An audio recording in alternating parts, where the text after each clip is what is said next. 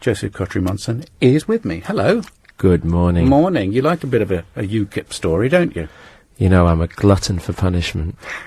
What are they going to do next? What's your, what would you say? Well, I actually think we're being fed a bit of a series of articles that are fairly skillfully crafted, Andrew, to convey an impression of chaos in UKIP. I think they absolutely do have a plan along the lines of the rest of the populist movements across the pond and in the rest of Europe. I think the Carswell thing. Well, we've heard about the idea he might have been a spy. Maybe the word sleeper is a better one, or double agent.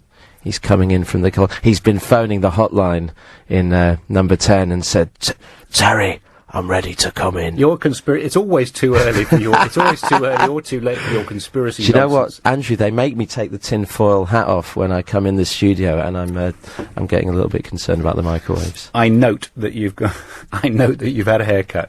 Good to see you this morning, Joe. So I hope we'll Twitter. Yeah, go and get me stuck into a story. Let me just go through a couple of texts and tweets on the future of UKIP. I mean, the question I asked, I've been meaning to ask for quite some time, is there any point to UKIP? But that would seem to be sort of condemning them, really. They've actually been a great success with their European parliamentary work and representation, and 3.8 million votes, and the fact that we had a referendum and that their side won it. I mean, I think you have to actually give some credit where it's due. But how much was that down to Nigel Farage? I mean, he's a charismatic leader, but he's not the leader anymore. Andrew, let me see who's this. Andrew, UKIP, post-Farage, post-Brexit, no rebel, no cause.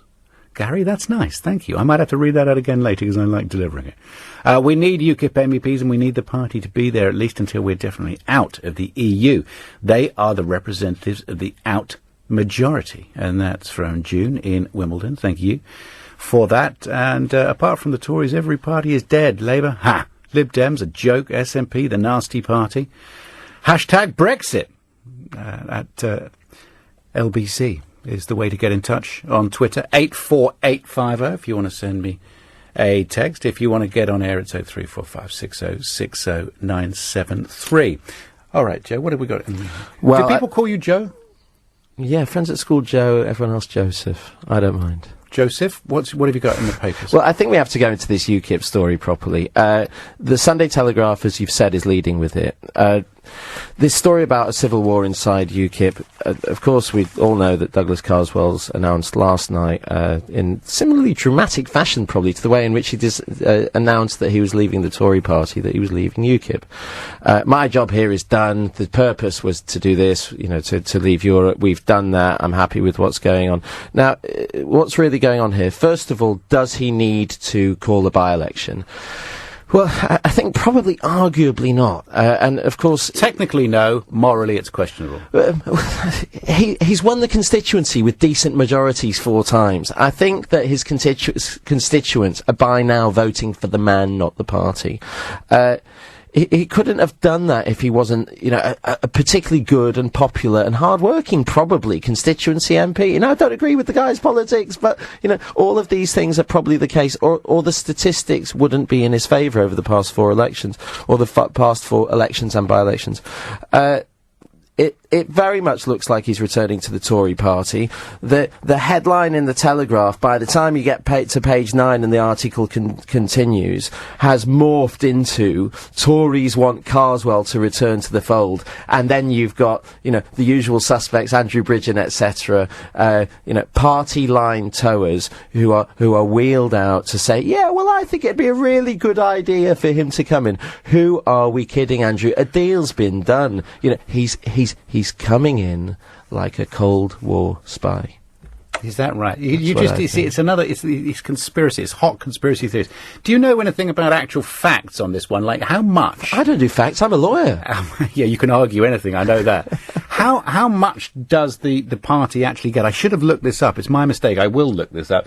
When you have an MP... I know the answer to this. Oh, I'm so glad. Can we have, I don't know, in the studio, whether we have a drum roll or something. I think they lose about a couple of $100,000 I thought of it funding. was 600. I thought I heard 600. And I read something yesterday with a 2 in it. It might have begun with a 6. You know, I'd encourage all the eager listeners to fact check me on that, and we know @Kotrie is my Twitter. Well, that's quite a hit, isn't it? I mean, when you're a party, I mean, you need money to run a party. Yeah, absolutely. You need resources. I don't think they're short of a quid or two, these guys. I mean, they persuaded the UK public on the basis of bananas and sausages and something to do with bed coverings or something, to vote against something which was palpably against our economic interests. Listen here, young man. You were not around in the 70s. You didn't hear the arguments the first time around, and perhaps you've forgotten the sheer distance between what we thought we were buying into back then and what it has become.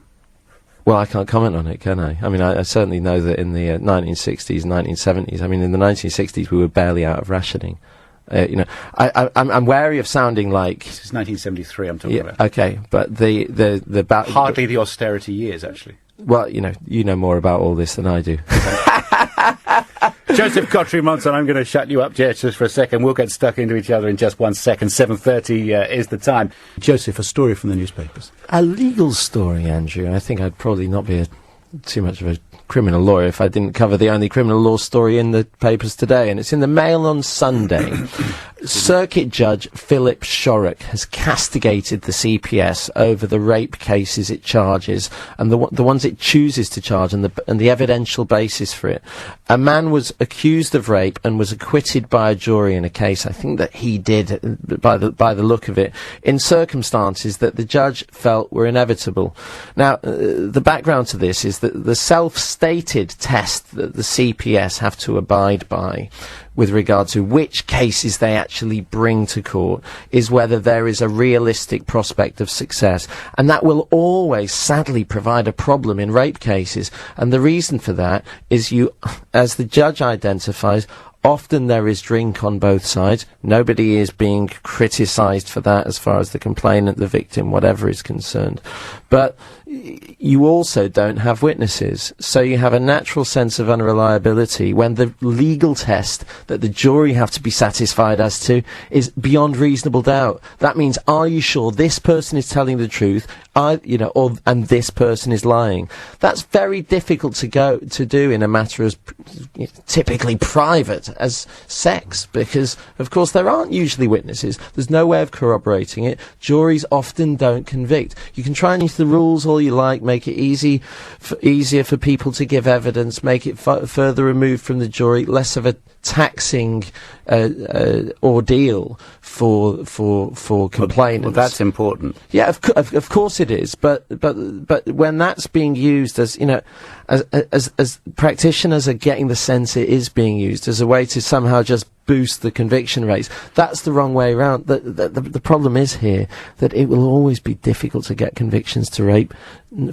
Not many people see them. No, and false accusations ruin people's lives as well, which is another part of the equation. Win or lose. If you're falsely accused of rape, your life will never be the same. And it's a myth that false accusations do not happen. They certainly do. Right, talking about the finance that we were doing earlier on. Inflation, 3%. We were talking to Anne Ashworth. I wish. Iceberg lettuce at Tesco's up from 46 to 75 pence. Gas and lecky up 8%. Where do these financial experts you have on live? Because I'm moving there, says Mike. Yes, I know what you mean. Things are going to go up in price, that is for sure. Anne was mentioning electronic goods, which are expected to go up.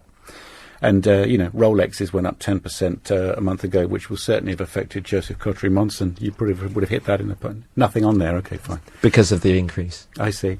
You have to sell yours. Now, what have you got in the papers? Well, you probably have noticed with increasing interest that former LBC radio host Boris Johnson is doing international politics these days. There's hope for us all, Andrew. He's having a crack at it. He's savaging quote, disgusting Google for not banning jihadist websites, right. The Sunday Times leads with, or has on the front page. Now, Boris Johnson says it's disgusting that Google and YouTube, which is of course owned by Google, list extremist jihadi material. And in respect of YouTube, well, they actually make money out of it through advertising revenue, etc. Well, these are of course great, important sentiments. We don't want hate speech around, but is there not some significant naivety from a Lord, he's the Foreign Secretary. And he honestly seems to think that censorship is how you deal with extremism. If that's how he really thinks, is there not an argument, Andrew, that he's in the wrong job? How about this? Try this, Boris. Stop invading countries for oil and gas, or at least, if you didn't invade them yourself.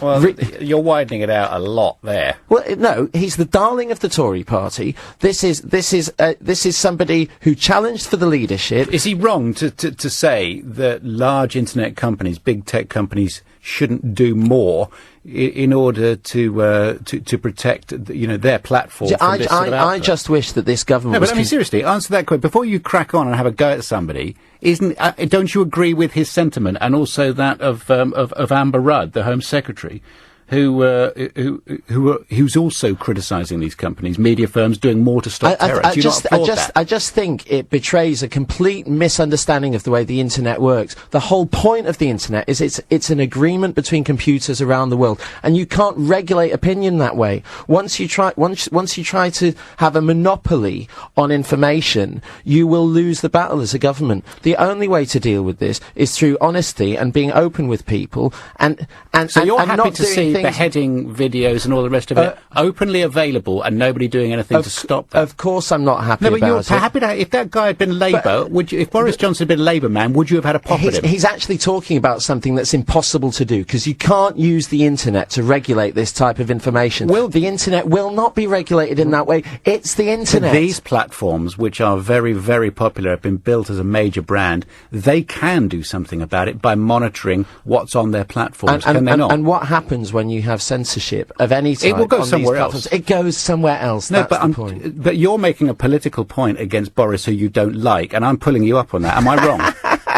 We're having fun. It's true, though, isn't it?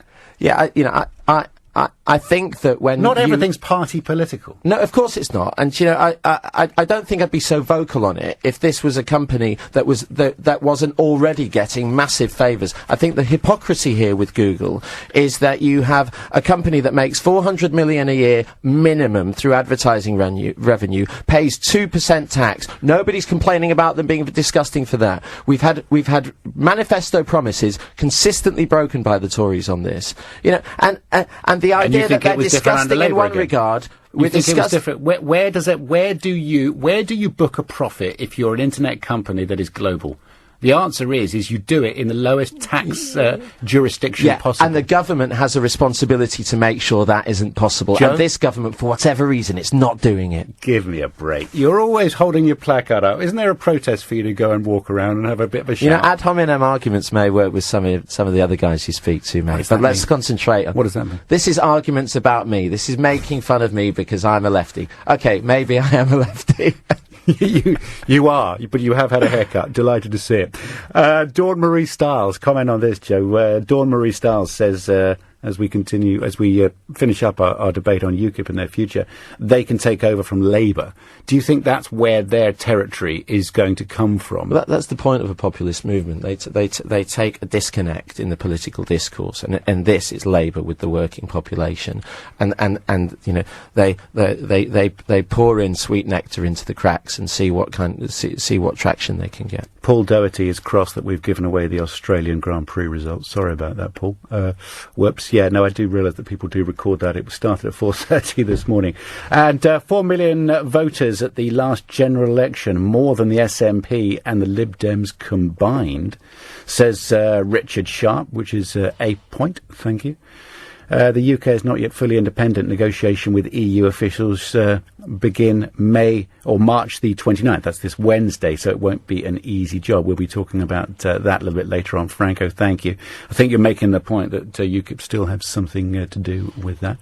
And I just want to thank you, Joseph. That's it. We are finished. Nothing else to argue about. Wow. All done. Yeah, quick hour. We can store something up for next month? Yeah. I look forward to seeing you. Have a great day. And you. Enjoy the weather. Joseph Kotrie-Monson, a director at Mary Monson Solicitors on Fleet Street.